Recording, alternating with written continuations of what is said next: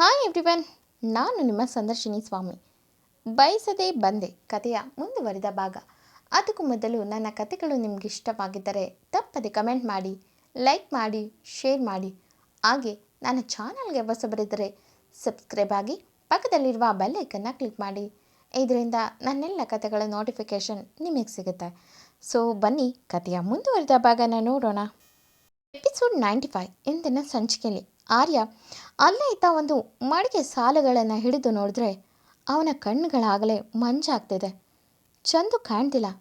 ತನ್ನ ಹೆದ್ದಿನ ನೀವ್ಕೊಳ್ತಾ ಜೋರಾಗಿ ಉಸಿರು ಬಿಡ್ತಾ ಚಂದು ಮುಖನ ದೆಟ್ಟಿಸಿ ನೋಡ್ದ.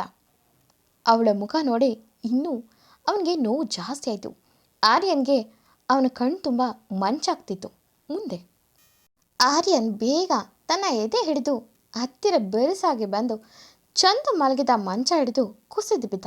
ಎಲ್ಲರೂ ಸಡನ್ ಆಗಿ ಅವನ ಹತ್ರ ಬಂದು ಬಿದ್ದಿದ್ದನ್ನು ನೋಡಿ ಆರ್ಯನ್ ಎಂದರು. ರಾಹುಲ್, ಹೇ ಆರ್ಯನ್ ಎಂದು ಎಪ್ಸೋಕೆ ನೋಡಿದ್ರೆ ವಿಕಾಸ್, ರಾಹುಲ್ ಅವನಿಗೆ ಹಾರ್ಟ್ ಅಟ್ಯಾಕ್ ಆಗಿದೆ ಅನಿಸುತ್ತೆ, ಬೇಗ ಕಾರ್ ತೆಗಿ, ನಾನು ಇವನ ಜೊತೆಗೆ ಚಂದನು ಹಾಸ್ಪಿಟಲ್ಗೆ ಶಿಫ್ಟ್ ಮಾಡೋಣ ಎಂದ ಗಾಬರಿಯಲ್ಲೇ. ರಾಹುಲ್ ಗಾಡಿ ತೆಗೆದ್ರೆ ವಿಕಾಸ್ ಆರ್ಯನ ಎತ್ತಿ ಕಾರಿಗೆ ಹಾಕಿ ನೀನೋಗು ಬೇಗ ಎಂದು ಆರ್ಯನ್ ಕಾರ್ಗೆ ಚಂದನ ಮಲಗಿಸಿ, ಇಷ್ಟು ದಿನ ನೋಡ್ಕೊಂಡಿರೋ ಹಾಗೆ ಮತ್ತೆ ತೋರಿಸ್ತಾ ವೈದ್ಯರಿಗೆ ನಾವು ಮತ್ತೆ ಬರ್ತೀವಿ, ಎಲ್ಲೂ ಹೋಗ್ಬಿಡಿ, ಥ್ಯಾಂಕ್ಸ್ ಎಂದು ಚಂದನ ಹಿಂದೆ ಮಲಗಿಸ್ಕೊಂಡು ಕಾರ್ನ ತುಂಬ ಸ್ಪೀಡಾಗಿ ಓಡಿಸ್ತಾನೆ.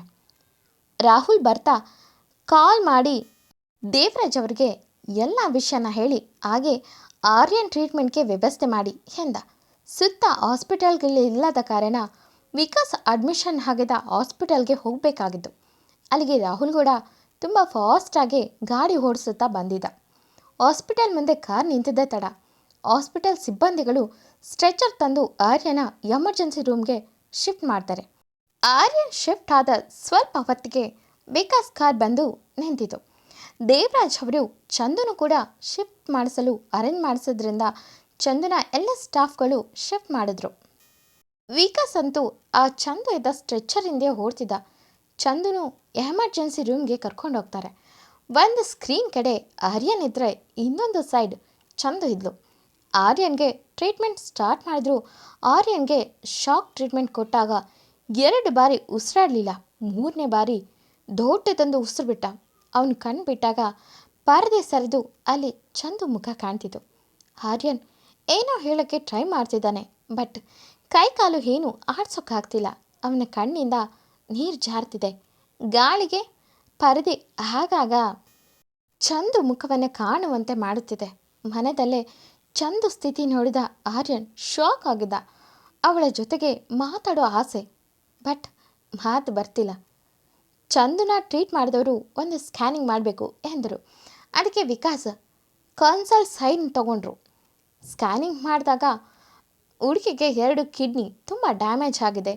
ಕಣ್ಬಿಟ್ಟು ಏನು ಮಾತಾಡ್ತಾರೋ ನೋಡಬೇಕು, ಮೇ ಬಿ ಮೆಮೊರಿ ಲಾಸ್ ಆಗುವ ಚಾನ್ಸಸ್ ಕೂಡ ಇದೆ ಎಂದಿದ್ದು ಕೇಳಿದ ವಿಕಾಸ್ 2 ಹೆಜ್ಜೆ ಹಿಂದೆ ಸರಿದ್ರೆ ಆರ್ಯನ್ ಪಲ್ಸ್ ರೇಟ್ ಕಡಿಮೆ ಆಗ್ತಿದೆ. ಅಲ್ಲೇ ಇದ್ದ ಡಾಕ್ಟರ್ ಆರ್ಯನ್ಗೆ ಒಂದು ಇಂಜೆಕ್ಷನ್ ಎದೆಗೆ ಡೈರೆಕ್ಟಾಗಿ ಇಂಜೆಕ್ಟ್ ಮಾಡ್ತಾರೆ. ಬಟ್ ಆರ್ಯನ್ ಉಸಿರು ಕ್ಷೀಣಿಸ್ತಿದೆ ಕ್ಷಣಕ್ಕೂ. ಸ್ವಲ್ಪ ಇಂಜೆಕ್ಷನ್ ಕೊಟ್ಟ ಮೇಲೆ ಆರ್ಯನ್ ಹಾರ್ಟ್ ಬೀಟ್ ಸ್ವಲ್ಪ ಮಟ್ಟಿಗೆ ಇಂಪ್ರೂವ್ ಆಗಿತ್ತು. ವಿಕಾಸ್ ಹತ್ರ ಹೋಗಿ, ಡಾಕ್ಟರ್ ತುಂಬ ವೆಯ್ಟ್ ಮಾಡೋ ಹಾಗಿಲ್ಲ, ಆಲ್ಮೋಸ್ಟ್ ಅವರಿಗೆ ಇಂಜೆಕ್ಷನ್ ಜಾಸ್ತಿ ಆಗಿದೆ, ಈಗ ಬೇಗ ಟ್ರೀಟ್ಮೆಂಟ್ ಸ್ಟಾರ್ಟ್ ಮಾಡ್ತೇವೆ, ನೀವು ಡೋನರ್ ಅರೇಂಜ್ ಮಾಡ್ಕೊಳ್ಳಿ ಎಂದರು. ಸ್ವಲ್ಪ ಸಮಯದ ಮೇಲೆ ಚಂದನು ಆಪರೇಷನ್ ಥಿಯೇಟರ್ಗೆ ಕರೆದುಕೊಂಡು ಹೋಗಿ 2 ಕಿಡ್ನಿ ಕೂಡ ಟ್ರಾನ್ಸ್ಪ್ಲಾಂಟ್ ಮಾಡ್ತಾರೆ. ಹುಡುಗಿ ಸುಮಾರು 1 ವಾರ ಕಣ್ಬಿಡಲ್ಲ. 1 ವಾರದವರೆಗೂ ವಿಕಾಸ್ ಕೂದ ಜಾಗ ಬಿಟ್ಟು ಕದಲಿಲ್ಲ. ಅಲ್ಲೇ ಸ್ನಾನ ಮಾಡಿ ಬಟ್ಟೆ ಬದಲಿಸಿ ಅಲ್ಲೇ ಇರೋನು. ಸ್ವಲ್ಪ ಮಟ್ಟಿಗೆ ಲಕ್ಷ್ಮಿಯವರು ಮಗಳು ಸಿಕ್ಕಿದ್ದಾಳೆ ಎಂದಿದ್ದು ಕೇಳಿ ಸುಧಾರಿಸಿದ್ರು. ಮಗು ಮಾತ್ರ ಇನ್ನೂ ಸುಧಾರಿಸಿಲ್ಲ, ಹಾಗೆ ಮಲಗಿದೆ. 1 ವಾರದ ಮೇಲೆ ಕಣ್ಬಿಟ್ಟ ಹುಡುಗಿ ನೋಡಿ ಡಾಕ್ಟರ್ ಈಗ ಅವರು ಏನು ಮಾತಾಡ್ತಾರೆ ಎಂದು ತಿಳಿಬೇಕು ಎಂದು ಮಾತಾಡಿಸ್ತಾರೆ. ಚಂದನ ನೋಡ್ತಾ ವಿಕಾಸ್ ದೂರದಲ್ಲಿ ನಿಂತು ಹಣೆಗೆ ತನ್ನ ಕೈ ಕೊಟ್ಟು ಅರ್ಧ ಮುಖ ಕಾಣಿಸುವಂತೆ ನಿಂತಿದ್ದಾನೆ. ವಿಕಾಸ್ಗೆ ಡಾಕ್ಟರ್ ಮರೆತಿರುವ ಚಾನ್ಸ್ ಕೂಡ ಇದೆ ಎಂದಿದ್ದಕ್ಕೆ ಭಯದಲ್ಲೇ ದೂರ ಇದ್ದಾನೆ. ಚಂದು ಇಡೀ ರೂಮ್ನ ನೋಡಿ ಡಾಕ್ಟರ್ ಕಡೆ ನೋಡಿದ್ಲು. ಡಾಕ್ಟರ್, ಏನಮ್ಮ ಚಂದನ ಹೇಗಿದೆಯಾ ಎಂದರು. ಚಂದು ಮಾತಾಡಿಲ್ಲ. ಸೈಲೆಂಟಾಗೇ ಇದ್ದಿದ್ದನ್ನು ನೋಡಿ ವಿಕಾಸ್ ಎಲ್ಲ ಮರ್ತಿದ್ದಾಳ ನನ್ನ ಚಂದು, ಈ ವಿಕಾಸ್ನೂ ಕೂಡ ಮರ್ತಿದ್ದಾಳ ಎಂದು ಅಳೋಕೆ ಶುರು ಮಾಡ್ತಾನೆ. ಅವನಿಗೆ ದುಃಖ ತಡೆಯೋಕ್ಕಾಗ್ತಿಲ್ಲ. ಚಂದನ ಮತ್ತೊಮ್ಮೆ ಡಾಕ್ಟರ್ ಹಲೋ ಹೇಗಿದ್ದೀರಾ ಎಂದರು. ಹುಡುಗಿ ಮಾತಾಡ್ತಿಲ್ಲ, ಸುಮ್ಮನೆ ಸುತ್ತಲೂ ಒಮ್ಮೆ ನೋಡ್ತಿದ್ಲು. ವಿಕಾಸ್ ಕಣ್ಣಿಂದ ನೀರು ಹರಿಯೋಕ್ಕೆ ಶುರುವಾಯಿತು. ಎಷ್ಟೇ ಕೆಟ್ಟದ್ದು ಯೋಚಿಸಬಾರ್ದು ಎಂದುಕೊಂಡರೂ ಅವನಿಗೆ ಅದನ್ನು ತಡೆಯೋಕ್ಕಾಗ್ತಿಲ್ಲ. ಡಾಕ್ಟರ್ ಹಲೋ ಚಂದನ್ ಅವರೇ, ನಾನು ಮಾತಾಡೋದು ಕೇಳಿಸ್ತಿದೆಯಾ ಎಂದರು. ಚಂದು ಎಂದು ಕತ್ತಾಡಿಸಿದ್ಲು. ನಿಮ್ಮ ಹೆಸರೇನು ಎಂದರೆ ಚಂದು ಸುಮ್ಮನೆ ಇದ್ಲು. ಅದನ್ನು ನೋಡಿದ ವಿಕಾಸ್ ನಿಂತಲ್ಲೇ ಇನ್ನೇನು ಕುಸಿಯುವಂತಾದ. ನೋವಲ್ಲೇ ಚಂದು ನೆನಪು ಮಾಡಿಕೊಳ್ಳೆ ಪ್ಲೀಸ್, ನೀನು ಹೇಗೆಲ್ಲ ನಮ್ಮನ್ನು ಮರೆಯೋ ಹಾಗಿಲ್ಲ ಪ್ಲೀಸ್ ಎಂದು.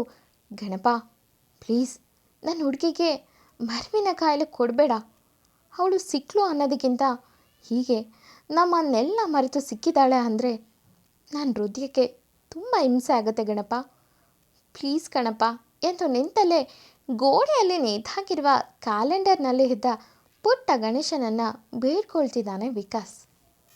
ಚಂದು ನಿಧಾನಕ್ಕೆ ಕಣ್ಮುಚ್ಚಿ ತೆಗೆದು ಬಿಡುತ್ತಾ ಸುತ್ತಲೂ ಮತ್ತೊಮ್ಮೆ ಕಣ್ಣು ಅಗಲ ಮಾಡಿ ನೋಡಿದ್ಲು. ಅಲ್ಲಿದ್ದ ವಿಕಾಸ್ ಚಂದುಗೆ ಕಂಡ. ಅವನನ್ನು ನೋಡಿ ಡಾಕ್ಟರ್ ಕಡೆ ತಿರುಗಿ ನಿಧಾನಕ್ಕೆ ವಿಕಾಸ್ ಎಂದಳು. ಡಾಕ್ಟರ್ ವಿಕಾಸ್ ಕಡೆ ಒಮ್ಮೆ ತಿರುಗಿ ಮಿಸ್ಟರ್ ವಿಕಾಸ್ ಬನ್ನಿ ಎಂದ. ವಿಕಾಸ್ ತುಂಬಿದ ಕಣ್ಣೊರೆಸ್ಕೊಂಡು ಹಿಂದೆ ತಿರುಗಿದ್ರೆ ಚಂದು ವಿಕಾಸ್ ಕಡೆನೇ ನೋಡ್ತಿದ್ದಾಳೆ. ಅವಳ ಕಣ್ಣುಗಳಲ್ಲಿ ನೀರು ಹರಿಯುತ್ತಿತ್ತು. ವಿಕಾಸ್ ತಡ ಮಾಡದೆ ಹತ್ರ ಬಂದು ಅವಳನ್ನೇ ನೋಡ್ತಾ ಚಂದು ಎಂದ. ವಿಕಾಸ್ಗೆ ಅವಳ ಮಾತು ಕೇಳುವ ತವಕ. ಚಂದುಗೆ ಜಾಸ್ತಿ ಮಾತಾಡೋಕ್ಕಾಗ್ತಿಲ್ಲ. ಸುಸ್ತಿನ ಜೊತೆಗೆ ತಾನು ಬದುಕಿದ್ದೇನೆ ಅನ್ನೋದೇ ಒಂದು ಸೋಜಿಗ. ವಿಕಾಸ್ ಮತ್ತೊಮ್ಮೆ ಅವಳ ತಲೆನ ನೇವಿಸುತ್ತಾ ಚಂದು ಎಂದ. ಅಷ್ಟೊತ್ತಿಗೆ ಡಾಕ್ಟರ್ ಚಂದನ ಅವರೇ ಈಗ ಹೇಗಿದ್ದೀರಾ ಎಂದರು. ಚಂದು ಕಣ್ಗಳು ವಿಕಾಸ್ ಮೇಲೆ ಇದೆ. ವಿಕಾಸ್ ಕಣ್ಣು ಕೂಡ ಕದಲಿಲ್ಲ ಅವಳ ಮೇಲಿಂದ. ಅವನನ್ನೇ ನೋಡುತ್ತಾ ಫೈನ್ ಎಂದಳು. ವಿಕಾಸ್ ದುಃಖದ ಕಟ್ಟೆ ಹೊಡೆದಿತ್ತು. ಜೋರಾದ ನೆಟ್ಟುಸಿರು ಬಿಟ್ಟು ಅವಳ ಮುಂದೆ ತನ್ನ ಕಣ್ಣೀರನ್ನು ತಡೆಯೋಕೆ ಆಗದೆ ಅವಳ ಕೈ ಹಿಡಿದೆ ಹಿಂದೆ ತಿರುಗಿ ಕಣ್ಣೀರನ್ನು ಹರಿಯಲು ಬಿಟ್ಟಿದ್ದಾನೆ. ಚಂದು ಅವನು ಅಳ್ತಿದ್ದಾನೆ ಎಂದು ತಿಳಿದು ಅವನು ಇಳಿದಿದ್ದ ಕೈನ ಗಟ್ಟಿಯಾಗಿಡಿದು ಅವಳ ಬೆರಳಲ್ಲಿ ಅವನನ್ನು ಕರೆದು ತನ್ನ ಕಡೆ ತಿರುಗುವಂತೆ ಹೇಳ್ತಿದ್ದಾಳೆ. ಅದು ತಿಳಿದ್ರೂ ಹುಡುಗ ತಿರುಗ್ತಿಲ್ಲ. ಹುಡುಗನ ದುಃಖ ಅವನಿಗೆ ಗೊತ್ತು. ಇಷ್ಟು ದಿನ ತಳೆದಿದ್ದ ಕಣ್ಣೀರೆಲ್ಲ ಹರಿಯಲು ಬಿಟ್ಟು ತನ್ನ ತಲೆನ ಬಗ್ಸಿದ್ದಾನೆ ಹಿಂದೆ ತಿರುಗಿಯೇ. ಅಲ್ಲೇ ಇದ್ದಂಥ ಡಾಕ್ಟರ್ ಇಂಥ ಎಮೋಷ್ನಲ್ ದೃಶ್ಯ ನೋಡಿ ಅವ್ರ ಕಣ್ಣು ಕೂಡ ಜರುಗಿತು. ಅವರು ಈ ದೃಶ್ಯ ಜಾಸ್ತಿ ಟೈಮ್ ನೋಡಲಾಗದೆ ವಿಕಾಸ್ ಭುಜ ತಟ್ಟಿ ಕಾಮ್ ಡೌನ್ ಎಂದು ಹುಷಾರು, ತುಂಬ ಎಮೋಷ್ನಲ್ ಆಗಬಾರ್ದು ಅವರು ಈ ಸಮಯದಲ್ಲಿ, ಹಾಗೆ ತುಂಬ ಅವರನ್ನು ಮಾತಾಡಿಸ್ಬೇಡಿ ಎಂದು ಅಲ್ಲಿಂದ ಹೊರಗೆ ಹೋಗ್ತಾರೆ. ವಿಕಾಸ್ ತನ್ನ ಕಣ್ಣನ್ನು ಹೊರಿಸ್ಕೊಂಡು ಸೊರ್ರೆನ್ನುವ ಮೂಗೊರೆಸ್ಕೊಂಡು ಬಾರದ ನಗುವನ್ನು ಮುಖದ ಮೇಲೆ ತಂದು ಹಿಂದೆ ತಿರುಗಿ ಕೈ ಹಿಡಿದೆ ಅವಳ ಬೆಡ್ ತುದಿಯಲ್ಲಿ ಕೂತು ಹೇಗಿದೆಯಾ ಚಂದು ಎಂದ. ಆದರೂ ಅವನ ದುಃಖ ತಡೆಯೋಕ್ಕಾಗದೆ ಆಗಾಗ ಕಣ್ಣು ತುಂಬುತ್ತಿದೆ. ಚಂದು ಚೆನ್ನಾಗಿದ್ದರೆ ಹುಡುಗಿನ ಗಟ್ಟಿಯಾಗಿ ತಬ್ಬಿ ಜೋರಾಗಿ ಒಮ್ಮೆ ಹತ್ತು ಬಿಡ್ತಿದ್ದ.